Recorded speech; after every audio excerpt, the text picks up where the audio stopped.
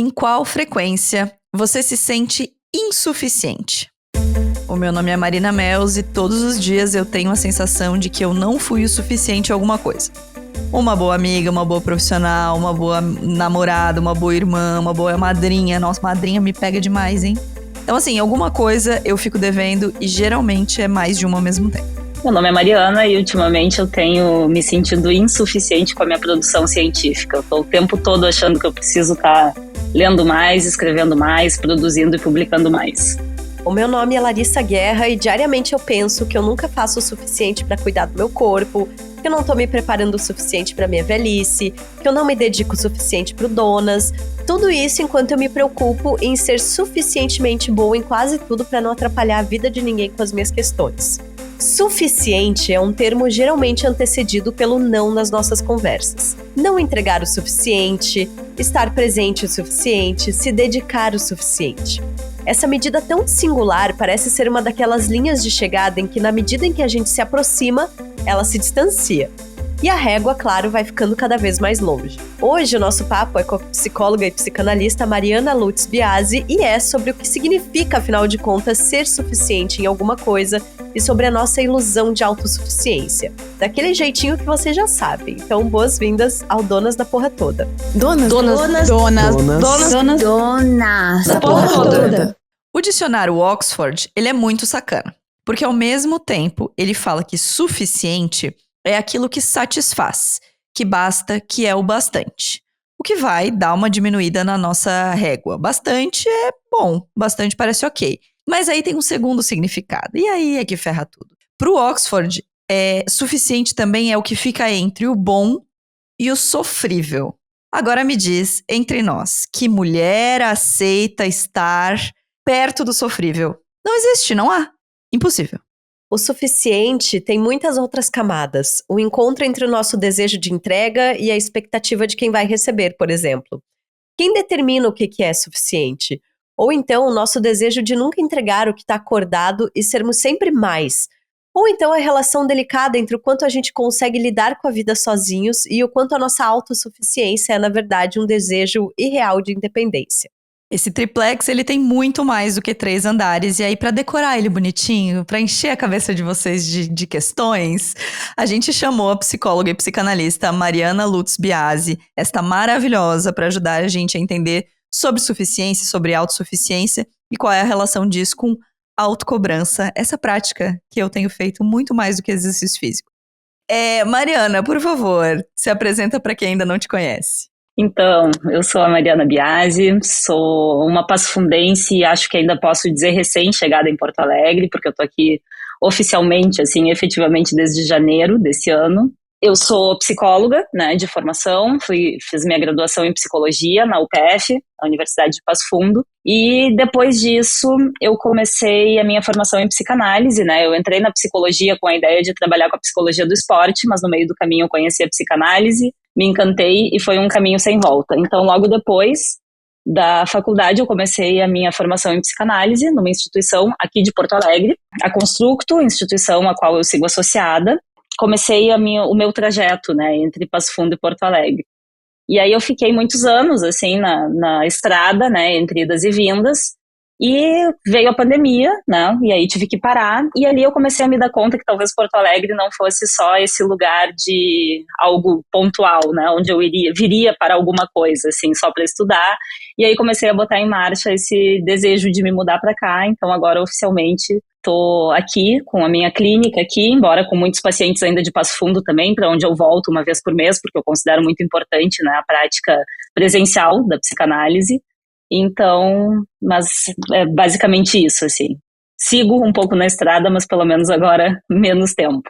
Ai, Mari, queria começar te perguntando o que é suficiente e por que esse conceito é tão complexo? Então, a primeira coisa que me ocorre, assim, né, quando eu ouço tua pergunta, é que esse conceito não existe, né, assim, mas aí eu penso melhor e eu penso não é que não existe exatamente, mas a questão é que o que não existe, me parece, é a possibilidade de quantificar quanto é o suficiente. né? Então me faz pensar que é um conceito muito subjetivo, assim, o que é suficiente para mim pode não ser para vocês, o que é para Larissa pode não ser para Marina, né? Então, assim, cada um tem o seu conceito, né? O seu tanto de suficiente, o que tá bom para um pode não tá bom para outro, pode ser muito para outro, pouco para. Então, eu acho que essa é a grande dificuldade, assim, do conceito, né? Uma coisa muito subjetiva e que cada um pode achar, né, o quanto é suficiente, o quanto for. Então, eu acho que essa é a grande dificuldade disso. E aí, Marina, o que é suficiente para você? Ai, gente, tão complexo. A gente tá pensando nesse assunto faz tanto tempo. Então, eu acho que o suficiente tem grandes dramas, assim, porque no contexto das relações, ele envolve muito disso, assim. O que é suficiente precisa ser dito porque não é uma régua universal, né? Então, assim, atenção suficiente. Não digo nem só relação afetiva amorosa, assim, mas atenção suficiente, companhia suficiente, afeto suficiente. É tudo muito subjetivo. E acho que esse é o primeiro problema, assim, que você precisa saber qual é o seu suficiente para conseguir comunicar qual é o seu suficiente, para conseguir ouvir do outro o que é suficiente para ele, e aí encontrar aí um grande bem bolado no meio desse processo todo. Então, acho que nesse sentido das relações tem isso. E aí tem uma outra coisa que é o suficiente pra gente em relação a quê? Assim, como é que a gente decide o que é o suficiente? Então, sei lá, no trabalho, a sua entrega, você entende que não está sendo suficiente, mas ela não está sendo suficiente em relação a alguma coisa. Em relação a uma régua que você mesma se colocou, em relação a uma régua que a sua liderança colocou em você, em relação ao desempenho dos seus colegas. O que é sabe? Como é que... Eu acho que nenhum suficiente nasce por geração espontânea, assim. Todo suficiente tem uma comparação para conseguir se formar.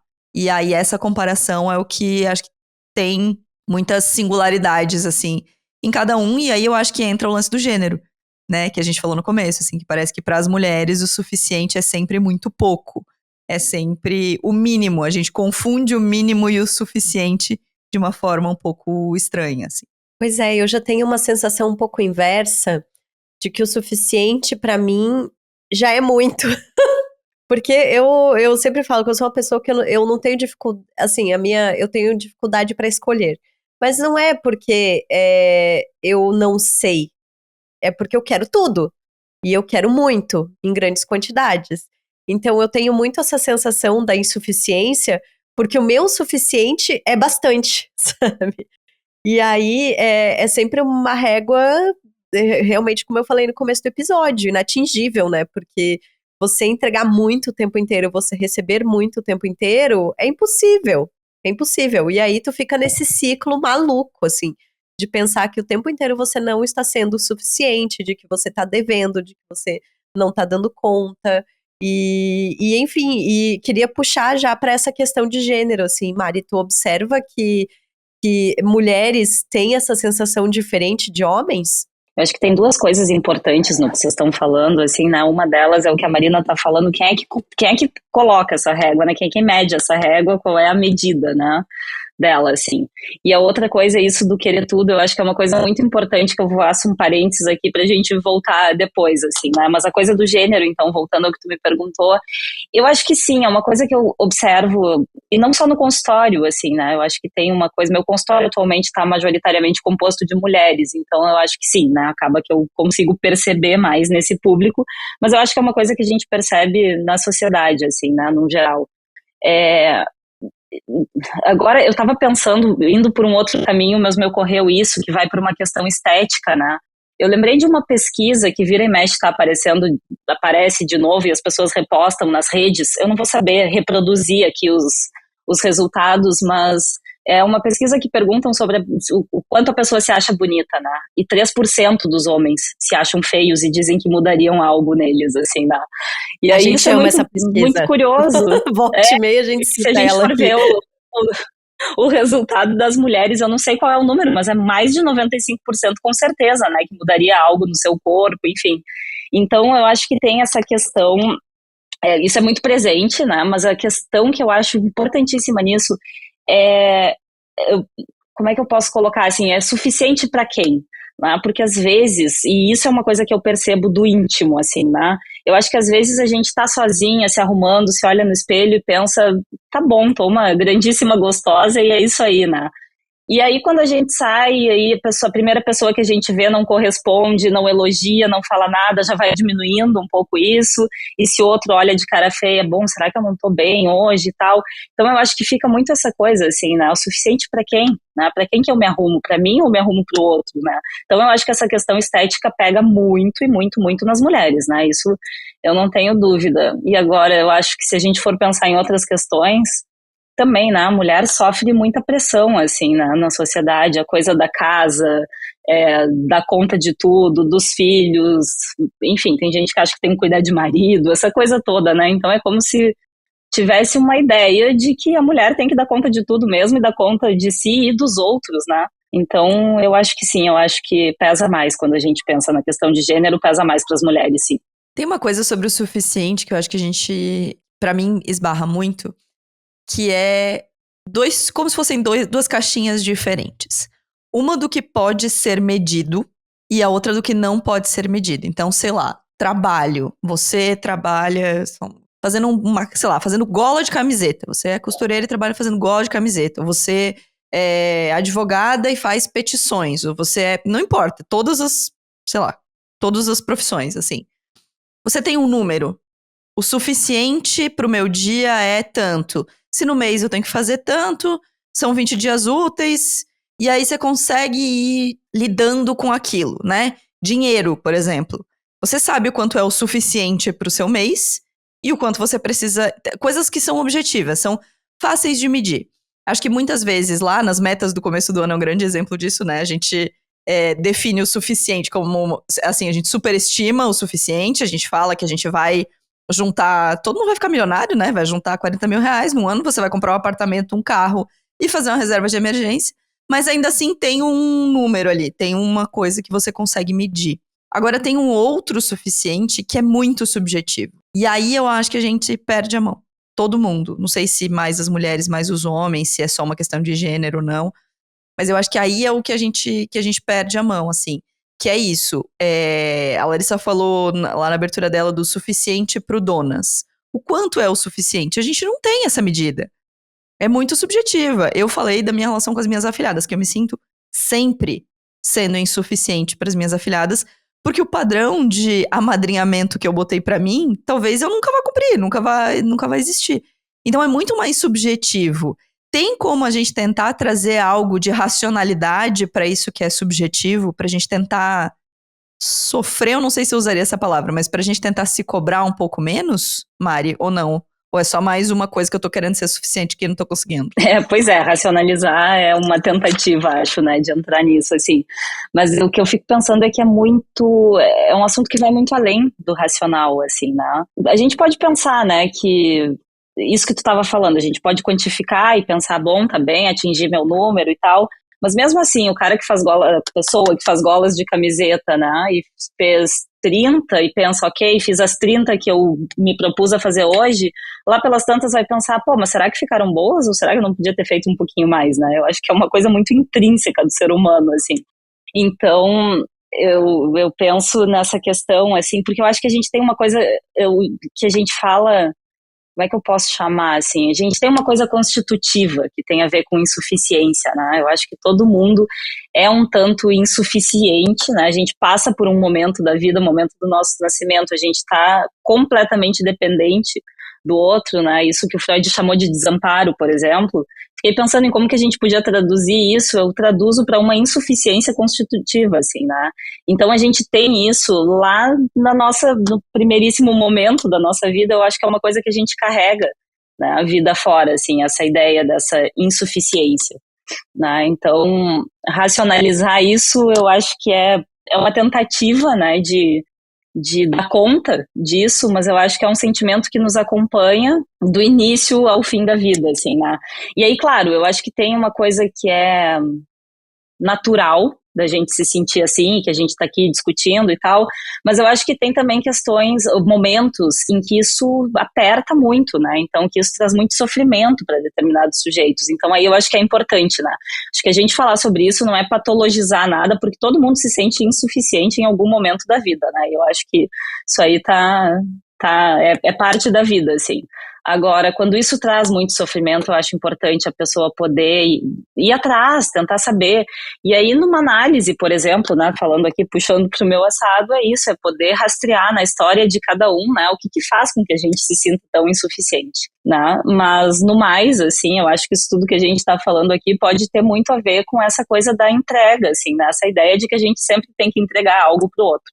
Fala mal do capitalismo, Larissa Guerra, Não, vai. então, eu queria pegar uma outra vertente disso, e aí eu acho que vem o capitalismo e conversa, e também eu acho que em relação ao que Mari fala sobre pegar esse histórico de vivências da pessoa e tentar entender, que é em relação à sensação de autossuficiência, assim. E eu tenho isso muito forte, assim. Tipo, eu dou conta, eu me viro, eu não preciso de ajuda, eu não preciso de ninguém, eu dou um jeito, e quando eu espero a ajuda do outro, ela nunca vem na medida em que eu espero que venha. E outro dia a gente viu um post da Flávia Albuquerque, que produz conteúdo no @despatologiza, perfeito esse Instagram, e ela fala sobre apreciar a insuficiência como uma farsa capitalista e neoliberalista que nos impõe a ilusão de que é possível estarmos no topo do mundo sozinhos. Autossuficiência, ela existe? Ou é uma lenda que o capitalismo inventou pra gente e a gente, enquanto mulher, também colocou como uma máxima de que a gente não pode dar trabalho pros outros, que a gente não precisa de ninguém pra sobreviver e lidar com seus BOs, assim. Então, isso é muito bom porque volta isso que eu falei antes, que eu fiz um parênteses, né? Eu queria muito voltar a isso, então acho muito bom que a gente possa voltar no sentido de que, né? Isso que eu acabei de falar do Freud, né? O desamparo. Ninguém sobrevive sozinho, né? O bebê humano precisa de um outro adulto, seja mãe, cuidador, pai, seja quem for, né? Que o alimente, que o vista quando tem frio, que tire a roupa quando tem calor, que primeiro também, né, possa tentar entender, porque a criança vai chorar porque tem um desconforto, né? Assim, a criança não sabe que tá chorando de fome, então tem que alguém traduzir esse choro e pensar, bom, talvez seja fome, então precisa de um leite, né? E aí, então, eu acho, partindo daí, eu acho que a ideia da autossuficiência é um grande mito, né? A gente precisa do outro para sobreviver lá no início e, bom, pro resto da vida, a gente vive em sociedade, né?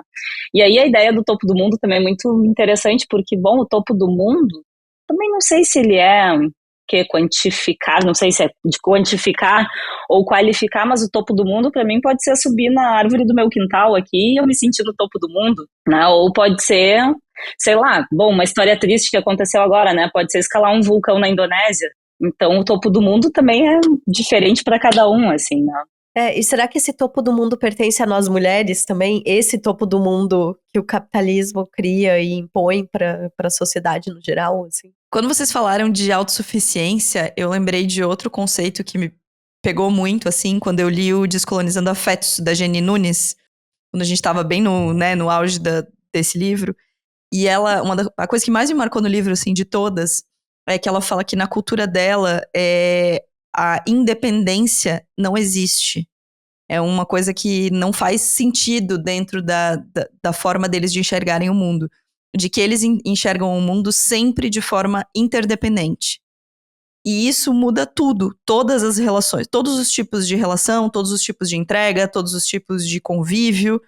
Porque a partir do momento que você entende que você é dependente, sim, do outro, e de que a independência não existe, é uma grande falácia, e aí aqui a gente tá tão viciado na coisa do lobo de Wall Street, né? A coisa do você chegar lá sozinho e tal. E me pega muito aí essa coisa da interdependência versus essa autossuficiência, assim. Acho que a gente fala muito de autossuficiência no sentido de que é importante você ter as suas questões, você ter o seu autoconhecimento, você saber lidar com a sua solitude, você saber o que você gosta, o que você não gosta, você saber expressar um pouco de você. E acho que isso é importante, mas isso não é autossuficiência. Isso é outra coisa, sabe? Acho que a gente dá uma confundida nas nomenclaturas aqui da parada, assim. Quando a gente fala em autossuficiência, a percepção que me dá é: você não precisa de mais nada. Você não precisa do outro. E mesmo que você se seja organizado emocionalmente, que você tenha esse autoconhecimento, essa noção do seu espaço, essa noção do seu tamanho, você precisa do outro para te dar esse contorno, né? O outro é quem te dá contorno de quem você é. Você sendo a pessoa mais bem resolvida sozinha ou não, né? E o outro não é necessariamente um relacionamento afetivo sexual. O outro é um amigo, o outro é família, o outro é pessoa que trabalha com você, assim. Então, essa coisa da autossuficiência, pra mim, é uma grande farsa, é uma grande busca que a gente olha pro lado errado, assim, quando a gente fala dela. Acho que a gente teria que olhar mais para a solitude, para o autoconhecimento, para o fortalecimento das nossas relações. E o conceito da interdependência me parece muito mais real. E não é um papo tilelê anticapitalista apenas. É o que me parece mais real mesmo, assim. É o que me parece que faz mais sentido pra vida que a gente leva, assim. Pois é, eu tava te ouvindo agora e pensando, né, num outro conceito do Freud, da castração, que não tem nada a ver com aquela ideia que todo mundo pensa do falo, do pênis, o pinto, cortou o pinto, então não tem mais poder, né? Mas a castração no sentido da gente poder saber que a gente não pode tudo, de que a gente não é tudo, né? Então a autossuficiência, claro, cai por terra, né? Quando a gente pode também se dar conta, e se dar conta da castração, eu acho que é algo absolutamente libertador, assim, né? A gente não precisar entregar tudo, fazer tudo, parecer tudo, enfim, né? A gente faz o que a gente pode, né? Então eu acho que isso também é uma questão importante nesse sentido, assim, para a gente poder se livrar um pouco dessas amarras, dessa coisa que nos puxa, nos prende e diz, bom, entregue, né? Então, eu acho que tem isso, assim, também, essa coisa da autossuficiência, né? Fica uma ideia de, então, eu sou tudo, eu não preciso, né, de mais nada, de mais ninguém. O que eu também acho que se confunde, assim, com uma coisa de, bom, tu poder ficar sozinha, apreciar tua própria companhia, isso não quer dizer que tu é autossuficiente, né? Tu poder, de vez em quando, fazer uma viagem sozinha, curtir, sei lá, sair para um restaurante sozinha, passar um dia ouvindo tuas coisas, lendo o que tu quiser. Isso também não é exatamente uma autossuficiência, né? A questão de poder apreciar a sua companhia. E eu acho que às vezes as pessoas confundem, assim, né? Vivo sozinha, vivo muito bem e não preciso de nada e ninguém. Não é exatamente isso, porque a gente está o tempo todo, né? Interagindo com o outro, se relacionando. Então eu acho que isso de aceitar, entre aspas, assim, a castração, né? E entender que não se é tudo, né, e não se tem tudo, eu acho que isso é muito libertador, assim, eu acho que isso alivia muito. Nossa, tô achando lindo isso, pensando, a gente não é tudo, a gente é o que a gente consegue ser. Eu sempre volto com essa aí. frase, eu acho muito bom, é muito bom. Mas existe, assim, algum momento em que se aproximar dessa ilusão de autossuficiência, ela é positiva? Vou me atravessar na especialista, porque aqui a gente faz isso, tá, Mari? Ótimo. Vamos lá. Cara, eu acho que sim. Eu acho que no momento, por exemplo, que você tá, sei lá, num relacionamento e precisando de um impulso pra sair dele, se você ficar presa na ideia de que você não vai conseguir ter essa autossuficiência que a gente chama, talvez erroneamente, de autossuficiência, você não vai conseguir sair. Ou quando você rompe uma relação de amizade, ou quando você muda de cidade. Se você não olhasse pra você e falasse, cara, eu vou bancar isso aqui. Vou pra uma cidade que eu não conheço ninguém, você não teria ido, assim. Então, eu acho que mesmo sendo uma ilusão, cara, eu lembrei de uma coisa muito que pode ser nada a ver, mas vocês vão entender, vem comigo, tá? Uma dos talks do último TEDx Blumenau, que aconteceu umas 2 semanas atrás, foi sobre o universo. Foi com uma astrofísica que estuda um tipo de planeta muito específico que tem 2 estrelas. Então, ele não tem um fluxo como os outros têm. E ele é imprevisível. E a fala dela foi sobre, como cientista, ela aceitar que o mais perto que a gente vai poder fazer do conceito da perfeição ou do conceito da certeza é a proximidade. Que a gente nunca vai conseguir chegar nele. E eu acho que a autossuficiência tem um pouquinho disso, assim. A gente não acho que a ilusão da autossuficiência seja de todo ruim. Mas acho que a gente tem que olhar pra ela sabendo que ela é uma ilusão e sabendo que em alguns momentos a gente não vai conseguir atingi-la, porque a gente nunca vai. Mas quanto mais perto dela a gente ficar, melhor. além desse exemplo, assim, que eu dei da Lari, que eu acho que é muito forte, mas, tipo, financeiramente, é muito difícil que a gente tenha uma pessoa que é autossuficiente financeiramente, sendo millennial que não nasceu herdeira tipo a gente. Mas a gente tem que tentar se aproximar desse conceito de suficiência, do dinheiro suficiente, porque senão a gente não vai conseguir nunca. Então, eu acho que talvez a autossuficiência esteja mais ou menos no mesmo lugar da perfeição, sabe? Da certeza, nesse sentido, assim, de que a gente tenha que assumir que a proximidade é o melhor que a gente vai conseguir. É ótimo isso da proximidade, né? Porque o que eu tava pensando é uma ilusão de autossuficiência? Será que a gente precisa fazer isso? Ou será que tem momentos que a gente precisa baixar a régua mesmo? E aceitar, assim, né? Baixou a régua e, bom, é isso que eu posso nesse momento. Tu falou da mudança, né? Eu tô passando por isso e começos são sempre muito difíceis, recomeços, portanto, também, né? Então, assim, eu tô refazendo, né? Reconstruindo ou construindo outro consultório, outra clínica, né? Na psicanálise tem isso, a gente não tem uma propaganda, um outdoor que eu possa botar a minha carinha lá e dizer, venham se tratar comigo, né? São indicações, são pessoas que vão me ouvir, vão me procurar, enfim. Então, é um tanto isso, assim, né? A gente poder baixar a régua e aceitar que, bom, aqui agora é assim, é desse jeito, né? Nesse início é menos trabalho, é menos gente circulando pelo meu consultório, diferente do que era antes, diferente talvez do que vai ser daqui a um tempo. Então não sei, né, se a gente precisa ficar na ilusão da autossuficiência ou da suficiência ou do, né, é isso aqui, e não, porque o suficiente sempre me dá uma ideia de não precisa de mais nada, e se a gente para essa busca, parou, né? Não consegue mais nada, não conquista mais nada. Então, eu acho que o importante talvez seja baixar a régua e pensar, bom, nesse momento é o que tem e vamos seguir buscando, né? Vamos atrás de mais, se quiser mais também, né? Eu tenho muito a ilusão da autossuficiência. A Marina ilustrou com exemplos sobre a minha pessoa, porque eu falo que o momento em que eu me sinto mais, assim, entregue ao capitalismo é o momento em que eu paro e olho para a construção da minha carreira, para tudo que eu fiz desde que eu saí da casa da minha mãe, tipo, vai fazer 20 anos, tá? E aí eu paro e penso assim, pô, eu consegui por esforço meu, assim, sabe? Foi porque eu ralei, porque eu me matei estudando, trabalhando, arriscando movimentos. E aí, quando eu achava que não estava mais suficiente, eu fui lá e me reinventei, e depois me reinventei de novo.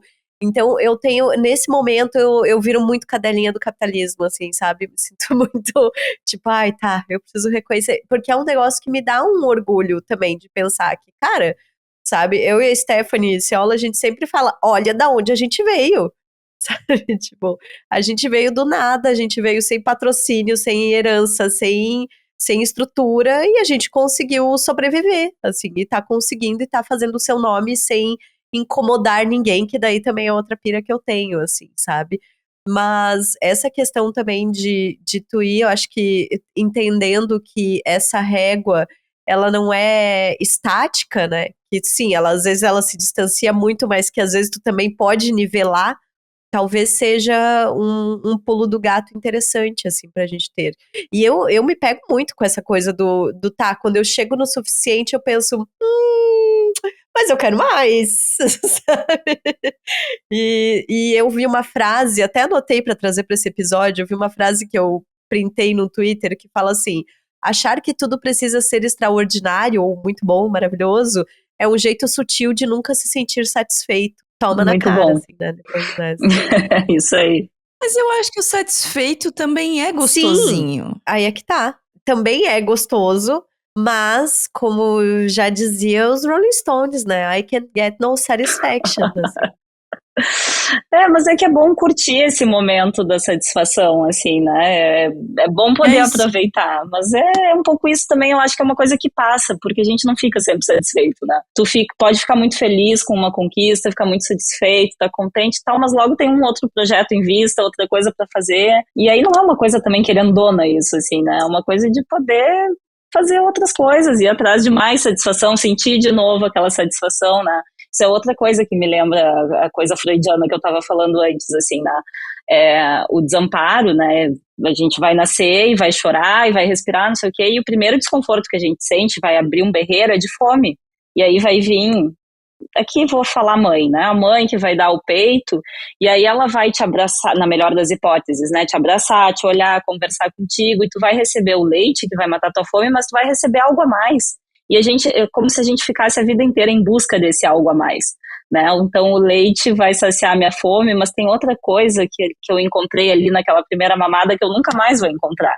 E é essa outra coisa que eu vou estar sempre atrás de buscar para ver se eu sinto aquele grande prazer de novo. Mas aquele grande eu não vou sentir. Aquele primeiro prazer eu não vou poder sentir mais uma vez. Mas eu vou poder sentir tantos outros prazeres, né? Então eu acho que é isso. A gente se satisfaz e depois vai atrás de se satisfazer de novo e vai buscar mais e vai ter outras coisas, enfim. Pra gente ir terminando e indo pro Mesa de Bar, eu queria saber no que hoje, neste dia, estamos gravando num dia chuvoso, frio, as 3 gripadas. No que hoje vocês estão se sentindo suficientes? Uau, ótima pergunta. O silêncio, assim, né? Eu tenho minha resposta, porque eu acabei de pensar nessa pergunta e já pensei. Eu estou me sentindo uma cuidadora da casa suficientemente boa. Minha casa está organizada, está sem louça lá pra lavar, tá assim, eu me agilizei porque eu sabia que ia chover, então dei uma geral, roupa e tal. Então eu tô me sentindo suficientemente adulta, uma adulta cuidando de casa. Assim, nesse aspecto estou me sentindo suficiente. É ótimo isso, porque hoje eu me senti a melhor e a pior dona de casa. No intervalo de pouquíssimo tempo, eu tô com uma obra na minha área de serviço. Então tem gesso entre a área de serviço e cozinha por todo lado. E eu fui inventar de limpar o chão e passei álcool em cima da cera e manchei todo o chão e pensei, meu Deus, e agora? E aí eu consegui reverter a situação, tirei todas as manchas, então me senti a pior e depois me senti a melhor. Mas de todo modo, isso também não está fazendo com que eu me sinta muito satisfeita, muito suficiente hoje, assim, porque a gripe me pegou valendo, mas aí eu resolvi dar uma descansada. Hoje é o meu dia com menos afazeres e acho que tá tudo bem também. Eu acho que é bom quando a gente pode aproveitar isso também, não precisa estar entregando o tempo todo, então ter ficado um tempinho quieta ali, deitada, acho que me ajudou, tá me ajudando a recuperar dessa gripe horrorosa, que espero que daqui uns dias esteja melhor e com mais ânimo. Eu, nesta semana, estou me sentindo suficiente no trabalho, assim. Eu tô naquele momento pós-lançamento do projeto do Maníaco do Cassino, que foi um projeto que tomou muito tempo, muita energia, muito esforço. E aí agora eu tô naquele momento de estou curtindo a satisfação de ter feito um projeto legal e tô numa semana estranhamente tranquila de trabalho, assim, sabe? Conseguindo trabalhar num horário, eu tô indo mais cedo, tô saindo mais cedo, tô conseguindo descansar. Então, assim, essa semana é uma semana atípica na minha vida, mas aí hoje eu até falei, assim, pra uma amiga, eu falei, cara, eu estou me permitindo essa semana poder desacelerar e achar que o que eu tô fazendo aqui é pouco, mas é suficiente, assim. Muito bem, tá vendo? A gente sabe se sentir suficiente, a gente só precisa, às vezes, dizer pra uma amiga, assim, né? Estou me sentindo insuficiente aqui, pra amiga dizer, tá, mas ó, você tá sendo suficiente em outra coisa. Calma, né?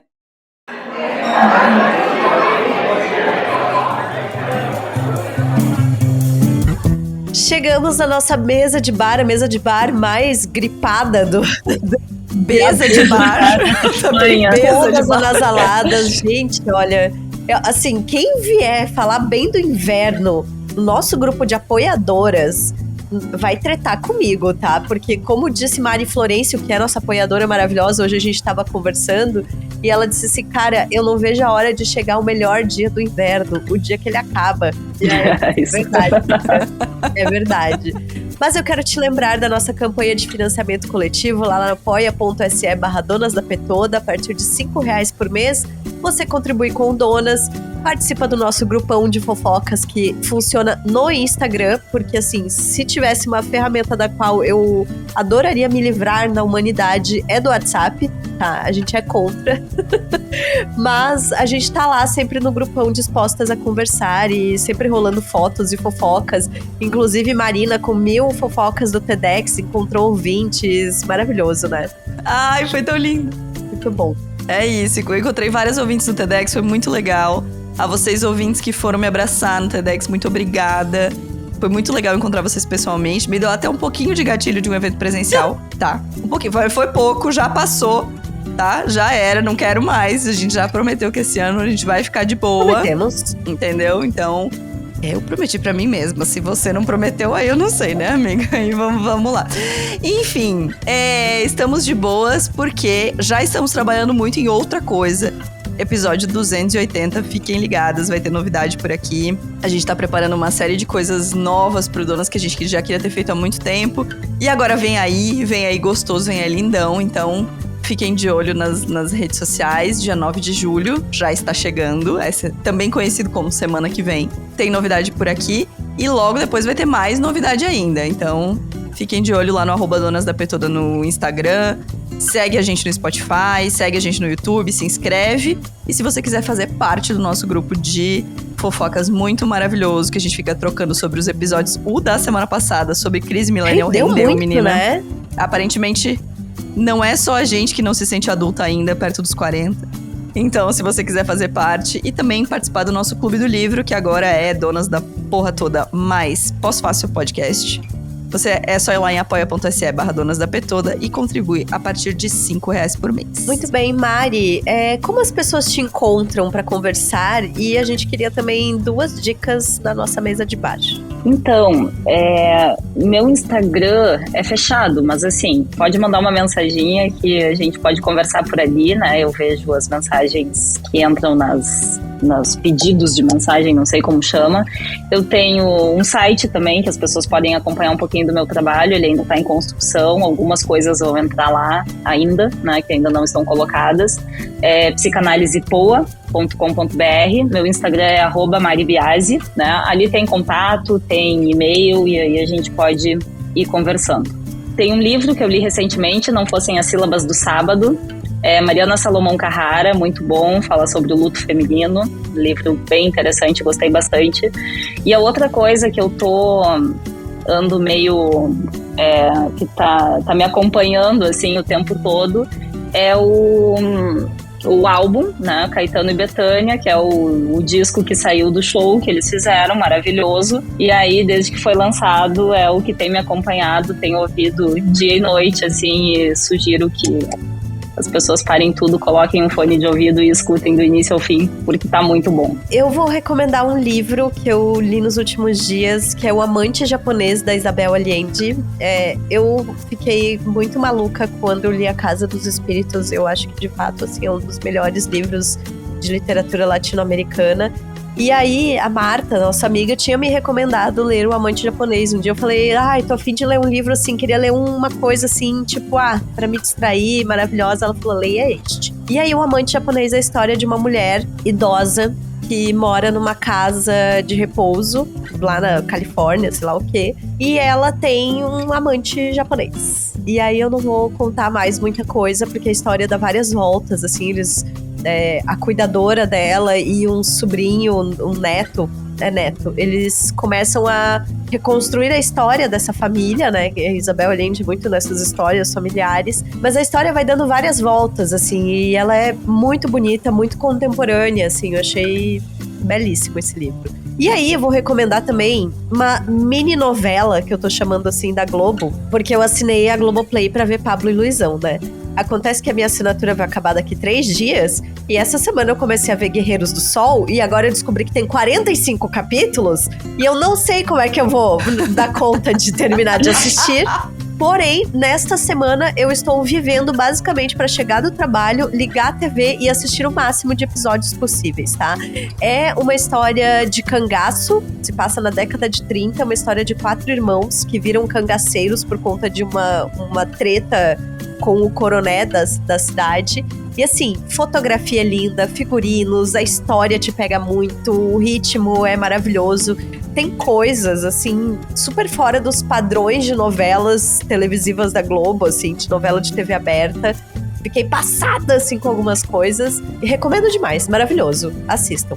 Globoplay pode patrocinar a gente, porque assim, a gente só indica coisa de Globoplay aqui. Meu Deus do céu. Esse último mês mesmo, né, foi só Globoplay. Então, falando nesse último mês, gente, assim, tá difícil pra mim ter dica pro mês de bar, porque eu só vejo Vale Tudo. Eu respiro Vale Tudo, eu só quero discutir Vale Tudo, tá muito difícil pra mim, tá? O Globoplay, fica a dica. Mas eu vou indicar a entrevista da Tati Bernardi no Mamilos. Tati Bernardi, essa escritora absolutamente polêmica, que muitos adoram odiar, né? Eu vi outro dia um conceito que eu achei muito bom, que é: o pop não é o que você gosta, é o que você gosta de gostar. E acho que nesse sentido a Tati Bernardi nunca vai ser pop, porque tem muita gente que gosta dela e não gosta de gostar, e aí fica falando mal dela porque não gosta de gostar. Então, quero indicar Tati Bernardi no Mamilos, muito bom. Ela fala do livro, mas também fala de várias outras coisas relacionadas à carreira dela, enfim, a forma de ascensão social dela. Tem tudo a ver com o livro A Boba da Corte, que é o último livro que ela lançou. E vou reindicar, na verdade, uma coisa que a gente já indicou aqui durante o episódio, que é o @despatologiza, que é um perfil no Instagram muito bom. A gente tira várias ideias de lá, a gente conversa muito sobre os temas que estão lá. Então, é aquele perfil pra você enviar pra uma amiga e dizer: cara, eu tô sentindo isso, sabe? Pra dar uma abertura de gaveta, assim, uma abertura de intimidade, vem tomar uma cerveja comigo que eu tô precisando, assim. É ótimo. E eu gosto muito da forma dela de expor essa coisa de mostrar que tudo tem que ter um CID. E não. Vou me intrometer aqui para dizer que isso é muito importante em tempos de tudo precisa ter um diagnóstico, tudo precisa ter um nome. Despatologizar é luxo em dias como hoje. Aí vira uma outra aba, né? Porque eu também, é uma coisa que eu escuto muito em terapia, e a gente já falou aqui no Donas, que é a gente tenta racionalizar tudo, né? A gente tenta botar tudo em métricas, tudo em razões, etc. Então, às vezes a gente tem que sentir e não ficar procurando classificação também para as coisas. Mas racionalizar é o que a gente faz para dar conta, né? Agora, patologizar, acho que já é outra história, né? Nem tudo precisa de nome, às vezes a gente só tá triste, às vezes tá só cansada mesmo, e nem por isso tá deprimida ou precisa fazer alguma coisa com isso, né? Perfeita. É isso. Muito obrigada, Mari. Obrigada pela sua paciência ao tentar gravar com a gente. É a terceira vez que a gente tá tentando gravar, tá, gente? Então, assim, vamos valorizar as podcasters e as convidadas maravilhosas que superam os problemas técnicos. Muito bom. E até logo, Gurias, Mari. muito obrigada, amei, adorei o convite, amei nossa conversa e me chamem sempre que quiserem, estou à disposição. Perfeita. Beijo, até semana que vem. Beijo. O Donas da Porra Toda é uma produção independente. Produção, roteiro e apresentação, Larissa Guerra e Marina Mels. Edição e tratamento de áudio, Bruno Stolf. Mais informações no site www.donasdapetoda.com.br ou nas redes sociais no @donasdapetoda.